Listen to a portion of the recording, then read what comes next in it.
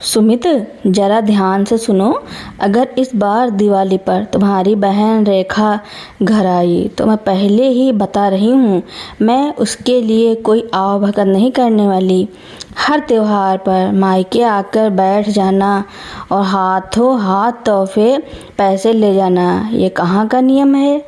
हमारे अपने बच्चे के खर्चे कम है क्या? नेहा ने हाथ में पकड़ा बेलन धप से किचन की स्लैब पर पटकते हुए कहा। सामने खड़े सुमित ने एक ठंडी सांस भरी। जब भी घर में किसी त्योहार की आहट होती, नेहा का पारा रेखा के नाम से ही चढ़ जाता। सुमित ने शांत स्वर में कहा, नेहा, रेखा साल में 2 ही बार तो आती है, एक राखी पर और एक दिवाली पर। वो मेरी इकलौती छोटी बहन है। पिताजी के जाने के बाद मैंने ही तो उसे संभाला है। अगर त्योहार पर उसे 2000-4000 रुपए दे भी दिए तो कौन सा हमारा घर बिक जाएगा? कहना बहुत आसान है सुमित, नेहा चिढ़कर बोली। पैसे तुम्हारी जेब से जाते हैं, लेकिन महीने का बजट मुझे खींचना पड़ता है। पिछले महीने ही जब आरव की स्कूल फीस देनी थी तब तुम्हारे पास पैसे कम पड़ गए थे, लेकिन बहन को देने के लिए तुम्हारे पास हमेशा पैसे निकल आते हैं। तभी पास के कमरे से सुमित की बुजुर्ग माँ कौशल्या देवी बाहर आईं। उन्होंने नेहा के सिर पर हाथ रखते हुए कहा, बहू, बेटियां तो पराया धन होती हैं। जब तक मायके में भाई और भाभी का प्यार मिलता है वे आती हैं। खाली हाथ बहन को भेजना ठीक नहीं होता। थोड़ा दिल बड़ा कर ले। माँ जी, आप तो हमेशा अपनी बेटी का ही पक्ष लेंगी, नेहा ने ताना मारा। पर सच्चाई यही है कि रेखा यहाँ सिर्फ अपने मतलब के लिए आती है। मीठी मीठी बातें करेगी और जाते वक्त अपनी जेब भरकर ले जाएगी। उसी वक्त सुमित के फ़ोन की घंटी बजी। स्क्रीन पर रेखा का नाम जगमगा रहा था। सुमित ने स्पीकर ऑन करके फ़ोन उठाया। भैया, मैं दिवाली पर सुबह ही पहुंच रही हूं। भाभी से कहना मेरे लिए बेसन की लड्डू बनाकर रखेगी। नेहा की चहकती हुई आवाज़ गूंजी। सुमित मुस्कुराया। हाँ रेखा, तू बस आजा, सब तैयारी हो जाएंगी।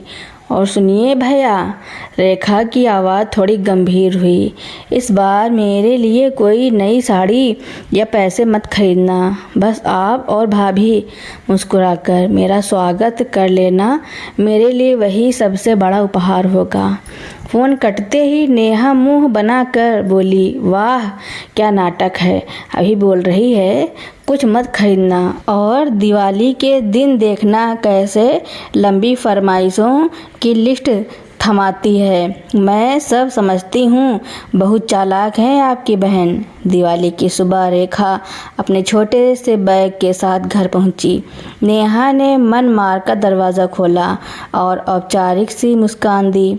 रेखा ने झुककर नेहा के पैर छूने चाहे तो नेहा थोड़ा पीछे हट गई और रूखे स्वर में बोली, आ गई तुम, अंदर आओ। रेखा ने भाभी का खिंचाव महसूस कर लिया था, लेकिन उसने कोई प्रतिक्रिया नहीं दी। वह सीधे अपनी माँ के गले जाकर लग गई।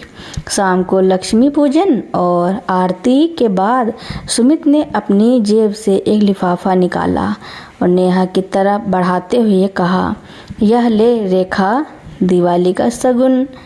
नेहा ने तुरंत सुमित की कलाई पकड़ ली और आंखों ही आंखों में मना किया। रेखा ने सब देख लिया। उसने मुस्कुराते हुए सुमित का हाथ पीछे ढकेल दिया। भैया, मैंने फ़ोन पर भी कहा था ना, मुझे पैसों की ज़रूरत नहीं है। मैं अपने भैया भाभी और माँ का हालचाल लेने आई हूँ, रेखा ने सहजता से कहा। फिर रेखा ने अपने बैग की चेन खोली और उसमें से एक मोटी सी फाइल निकालकर सुमित के हाथों में थमा दी। सुमित ने चौंक कर पूछा, यह क्या है रेखा?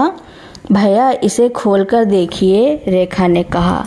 सुमित ने जैसे ही फाइल खोली उसकी आंखें फटी की फटी रह गईं। वह उसके होम लोन के बंद होने के कागजात थे। सुमित पिछले 3 सालों से अपने इस मकान की किस्तें चुकाने में घिसट रहा था और भारी ब्याज के कारण उसका कारोबार भी प्रभावित हो रहा था। रेखा, यह लोन क्लियर कैसे हो गया? यह कागज कहाँ से आए? सुमित की आवाज़ कांप रही थी। नेहा भी उत्सुकता और हैरानी में पास आकर कागजात देखने लगी। रेखा ने धीमी आवाज़ में कहा, भैया, मुझे पता था कि आप हर महीने इस लोन की किस्त भरने के लिए कितनी मानसिक परेशानी से गुजरते हैं।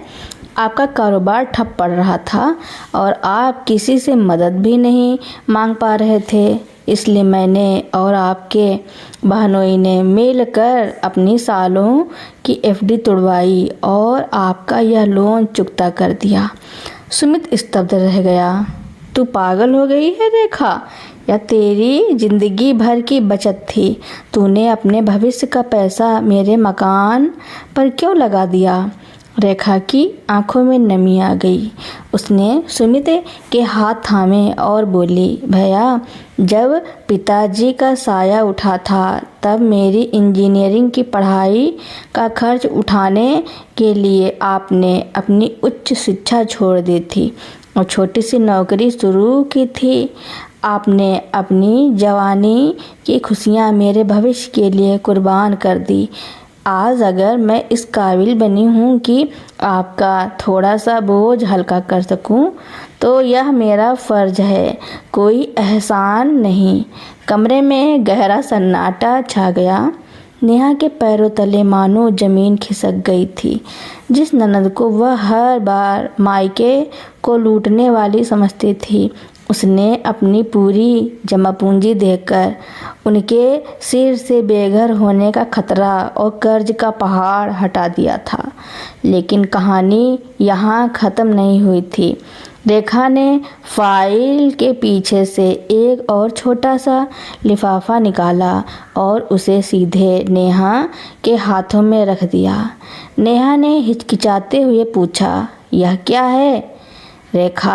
रेखा ने नेहा के दोनों हाथ अपने हाथों में लिए और प्यार से बोली, भाभी, यह हमारे गांव वाले पुराने मकान के मेरे हिस्से के रजिस्ट्री के कागजात हैं।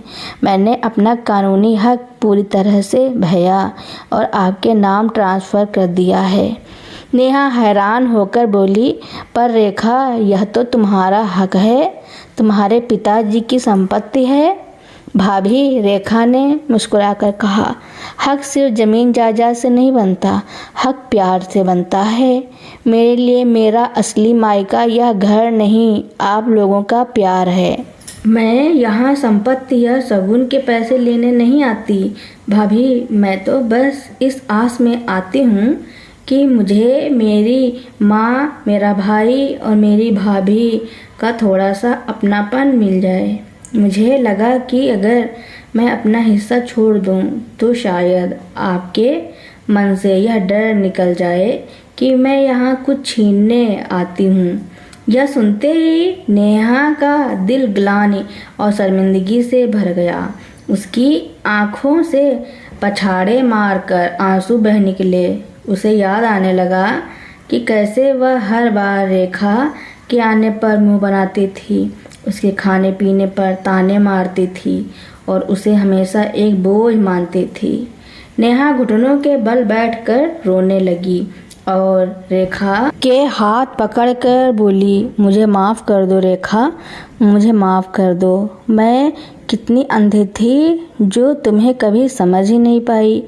मैं पैसों और गहनों के लालच में इतनी अंधी हो गई थी कि मुझे तुम्हारे इस पवित्र प्यार का मोल ही नहीं दिखा। मैंने तुम्हें हमेशा गलत समझा। रेखा ने तुरंत नेहा को उठाकर अपने गले से लगा लिया। भाभी, आप मेरी बड़ी बहन जैसी हैं, अपनों से कैसे माफ़ी? कौशल्या देवी की आंखों में भी खुशी के आंसू थे। उन्होंने अपनी बहू और बेटी दोनों को गले से लगा लिया। सुमित ने अपनी बहन के सिर पर हाथ रखा और कहा, आज मुझे समझ आया कि बेटियां या बहनें मायके से धन लेने नहीं बल्कि अपने त्याग और प्यार से मायके को समृद्ध बनाने आती हैं। नेहा ने आगे बढ़कर अलमारी से अपनी सबसे कीमती साड़ी और सोने की एक चैन निकाली और अपने हाथों से रेखा को पहनाई।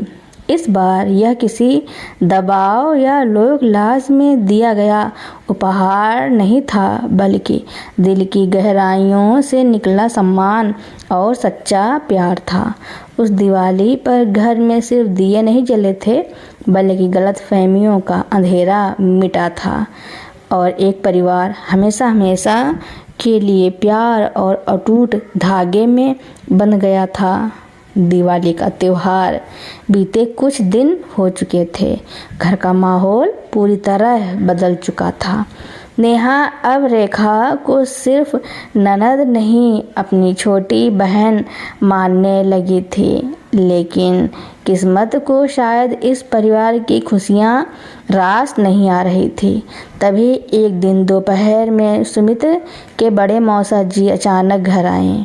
रमेश जी स्वभाव से बेहद शक्की और जायदाद के मामलों में दखल देने वाले इंसान थे।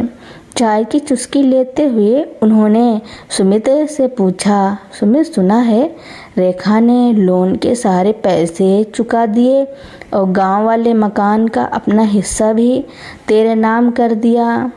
सुमित ने गर्व से कहा, हाँ मौसा जी, मेरी बहन का दिल बहुत बड़ा है। उसने हमारी बहुत बड़ी मदद की है। रमेश मौसा जी ने एक तीखी मुस्कान दी और नेहा की तरफ देखते हुए बोले, सुमित, तू तो सीधा साधा है, पर दुनिया बहुत चालाक है। कोई यूं ही लाखों रुपए की एफडी तुड़वा कर जमीन का हिस्सा छोड़कर नहीं जाता। जरा गहराई से सोचो, रेखा का पति क्या इतनी आसानी से अपनी पत्नी को मायके में लाखों रुपए लुटाने देगा?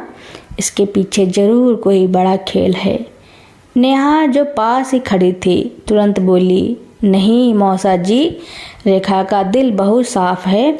उसने यह सब हमारे प्यार के लिए किया है। रमेश मौसा जी ने ताना मारा, बहू तुम अभी नई भावुक हुई हो, जरा पता करवाओ। रेखा का पति सुधीर आजकल शेयर मार्केट में भारी घाटे में चल रहा है। मुझे खबर मिली है कि उनके सिर पर बैंक का बड़ा कर्ज है। रेखा ने गांव का हिस्सा तुम्हारे नाम इसलिए किया ताकि वो दिखा सके कि उसने तुम पर कितना बड़ा एहसान किया है, ताकि कल को जब सुधीर का कर्ज चुकाने के लिए करोड़ों रुपए की जरूरत पड़े तो सुमित ना कर सके। मौसा जी की यह बात सुनकर कमरे में सन्नाटा छा गया। सुमित ने तो मौसा जी की बात को बकवास कहकर खारिज कर दिया, लेकिन नेहा के मन में एक बार फिर शक का छोटा सा बीज अंकुरित हो गया। इंसानी स्वभाव भी अजीब होता है। सालों का पुराना शक इतनी आसानी से पीछा नहीं छोड़ता। नेहा सोचने लगी, क्या सच में रेखा ने किसी बड़ी मुसीबत से बचने के लिए यह सब नाटक रचा है? अगले ही हफ्ते नेहा ने बिना सुमित को बताए रेखा के शहर जाने का फैसला किया। वह सच का पता लगाना चाहती थी। जब नेहा रेखा के घर पहुंची तो दरवाज़ा खुला था। अंदर का नज़ारा देखकर नेहा के होश उड़ गए।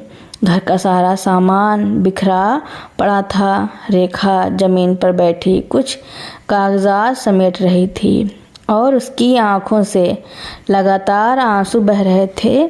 सामने सुधीर बहुत चिंतित हालत में फ़ोन पर किसी से बात कर रहे थे।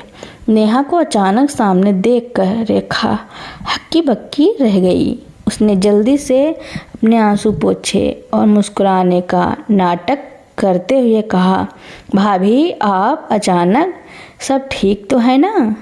भैया या माँ जी की तबीयत? नेहा ने गंभीर स्वर में कहा, सब ठीक है रेखा, लेकिन यहाँ क्या हो रहा है?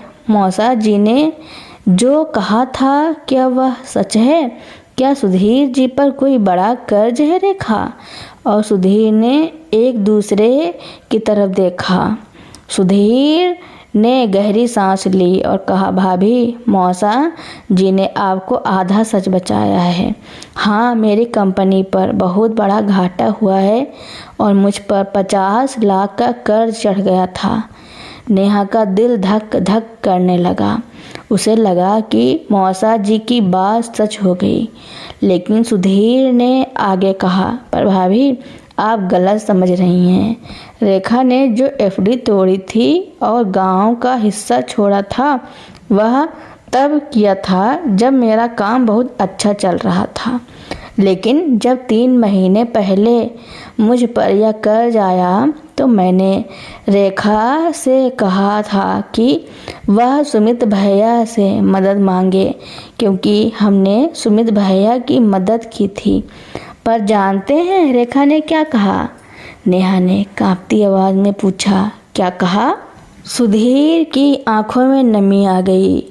रेखा ने मुझसे साफ कह दिया कि मैं अपने भाई पर अपने घर की परेशानियों का बोझ कभी नहीं डालूंगी। भैया ने बचपन से बहुत दुख देखे हैं, अब जाकर उनका घर बसा है। अगर मैंने उनसे मदद मांगी तो भाभी को फिर लगेगा कि मैं मायके से सिर्फ लेने आती हूँ। मैं अपना घर गिरवी रख दूंगी, अपनी ज्वेलरी बेच दूंगी, पर भैया भाभी के सामने हाथ नहीं फैलाऊंगी। नेहा यह सुनकर सन्न रह गई। सुधीर ने आगे बताया, आज हम अपना यह घर बेचकर कर्ज चुकाने वाले थे। रेखा अपनी पूरी गृहस्थी समेट रही थी ताकि छोटे से किराए के मकान में शिफ्ट हो सके। इसने मुझे सख्त कसम दी थी कि यह बात सुमित भैया या आपको पता न चले।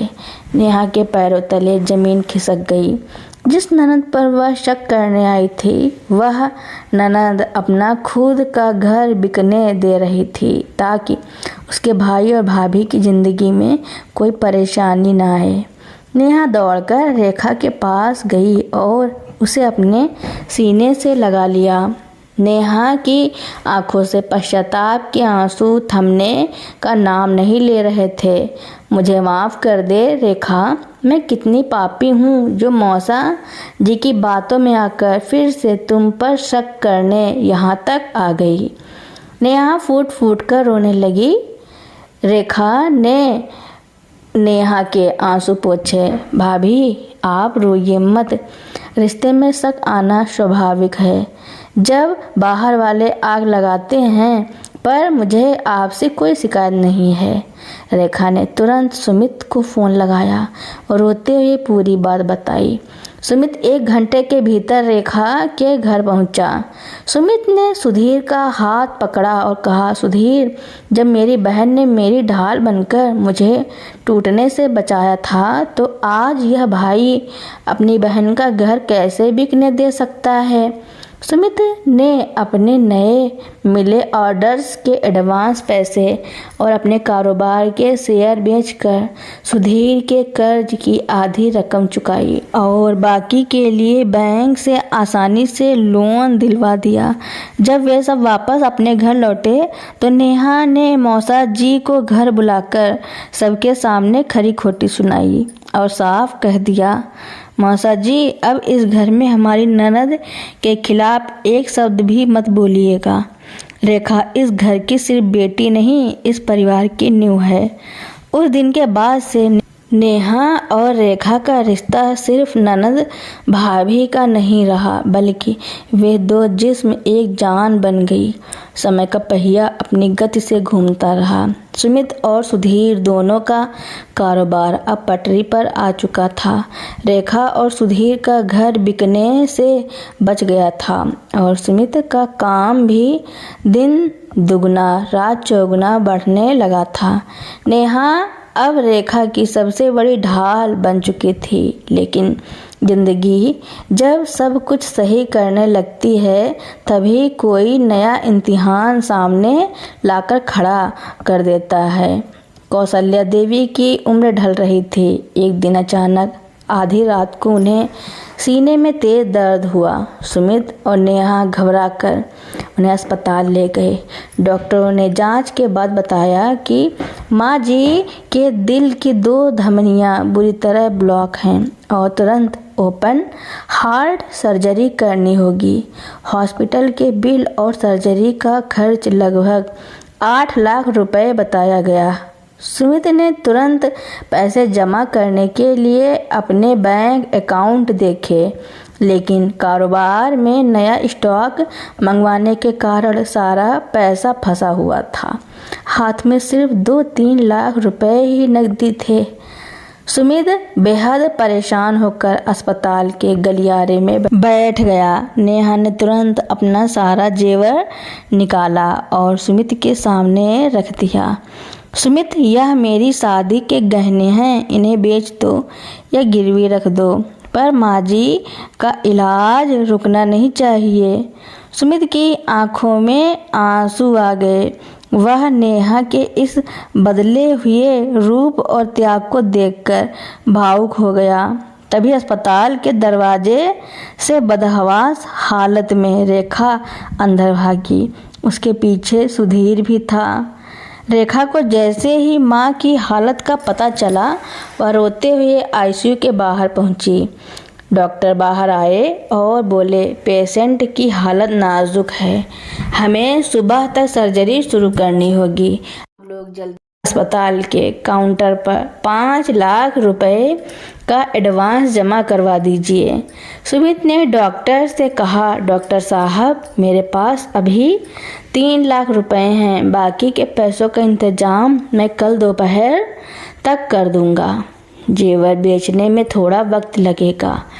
डॉक्टर ने हिचकिचाते हुए कहा, देखिए, नियम के मुताबिक एडवांस जमा हुए बिना हम सर्जरी की तैयारी शुरू नहीं कर सकते। नेहा ने अपने गहनों की पोटली डॉक्टर के सामने बढ़ा दी। डॉक्टर साहब, आप ये जेवर रख लीजिए, पर माँ जी का ऑपरेशन मत रोकिए। तभी पीछे से रेखा ने आकर नेहा का हाथ रोक लिया। रेखा ने अपने बैग से 5 लाख रुपए का एक चेक निकाला और अस्पताल के मैनेजर की तरफ बढ़ाते हुए कहा, यह लीजिए पूरे 5 लाख का चेक, आप अभी के अभी सर्जरी की तैयारी शुरू कीजिए। सुमित और नेहा हैरान रह गए। सुमित ने पूछा, रेखा, तेरे पास इतने पैसे कहाँ से आए? सुधीर तो अभी अभी अपने कर्ज से उबरा है। रेखा ने मुस्कुराते हुए कहा, भैया, जब आप और भाभी मेरी मुसीबत में अपनी पूरी जमा पूंजी लगा सकते हैं तो क्या मैं अपनी माँ के लिए इतना भी नहीं कर सकती? पिछले महीने ही मुझे मेरी कंपनी से उत्कृष्ट काम के लिए एक बड़ा बोनस मिला था और कुछ मेरी अपनी सेविंग थी। मैंने यह पैसा बुरे वक्त के लिए ही रखा था। नेहा ने रेखा को गले लगा लिया और बोली, रेखा, तू सच में इस घर की अन्नपूर्णा है। हर बार जब भी इस परिवार पर कोई आंच आती है तू संकट मोचन बनकर खड़ी हो जाती है। अगली सुबह कौशल्या देवी का ऑपरेशन सफल रहा। जब दोपहर में उन्हें होश आया और डॉक्टर ने उन्हें आईसीयू से वार्ड में शिफ्ट किया तो उन्होंने अपने एक तरफ बहू नेहा और दूसरी तरफ बेटी रेखा को खड़े देखा। दोनों मिलकर माँ के हाथ दबा रही थी और एक दूसरे को पानी पिला रही थी। कौशल्या देवी की आंखों से खुशी के आंसू बह निकले। उन्होंने दोनों के हाथों को एक साथ मिलाकर अपने माथे से लगाया और कांपती आवाज़ में कहा, आज मेरा घर सच में स्वर्ग बन गया है। जब तक मेरी बहू और बेटी के बीच ऐसा अटूट प्यार रहेगा, इस घर को किसी की नज़र नहीं लग सकती। कुछ हफ्तों बाद जब माजी पूरी तरह ठीक होकर घर लौटी तो नेहा ने पूरे मोहल्ले को खाने पर बुलाया। सबके सामने नेहा ने माइक हाथ में लिया और कहा, आज मैं आप सबको एक बात बताना चाहती हूँ। अक्सर लोग कहते हैं कि ननद मायके को लूटने आती हैं, लेकिन मेरी ननद रेखा ने मुझे सिखाया कि ननद कोई पराई औरत नहीं, बल्कि उस घर की वो बरकत होती है जो दूर रहकर भी अपने मायके की खुशियों की दुआ मांगती है। अगर हर घर को रेखा जैसी ननद और हर ननद को नेहा जैसी भाभी मिल जाए तो कभी किसी परिवार में दरार नहीं पड़ेगी। पूरा घर तालियों की गूंज से भर उठा। राखी और दिवाली का त्योहार तो चला गया था, लेकिन उस घर में हर दिन रिश्तों की मिठास और खुशियों का त्योहार बन चुका था। तो दोस्तों, मेरी कहानी सुनने के लिए आपका बहुत बहुत धन्यवाद। ऐसी ही नई नई कहानियाँ सुनने के लिए मेरे चैनल को लाइक, कमेंट, शेयर, सब्सक्राइब एवं बेल आइकन का बटन दबाना न भूलना, ताकि मेरी नई नई कहानियाँ आप लोगों तक पहले ही पहुँचती रहें। धन्यवाद।